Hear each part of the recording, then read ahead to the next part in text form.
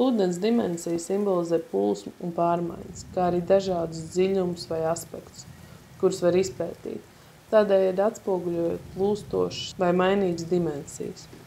Ūdens kā dimensija ir bagāta ar simboliku un dziļu nozīmi.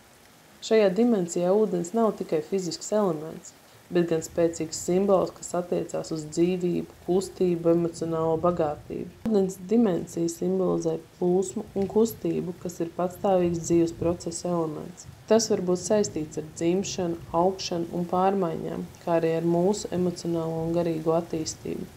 Ūdens kā dimensija mums atgādina par nepārtraukto kustību un mainīgumu dzīvē. Ūdens ir arī simbols attiecībām un saiknēm, kas apvij mūs ar sajūtu un kopienību un savstarpējo atkarību. Ūdens var būt saistīts ar mīlestību, sadarbību un sapratni starp cilvēkiem, un arī mūsu saistību ar dabu un apkārtējo vidi.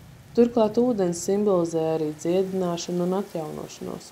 Tas ir spēks, kas attīra un atjauno gan fiziski, gan emocionāli.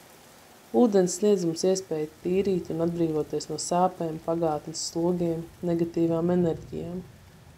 Tomēr ūdens kā dimensija var būt arī bīstama, neprognozējama, ja tā netiek pienācīgi respektēta. Tāpat kā okeāns var būt mierīgs un dziedinošs, tā arī var būt spēcīgs un nežēlīgs, izraisot tsunami vai plūdus. Kopumā ūdens dimensija sniedz mums dziļu izpratni par dzīvi, saiknēm un pārmaiņām. Tas ir spēcīgs simbols, kas mudina mūs cienīt dabu un izprast mūsu vietu tajā.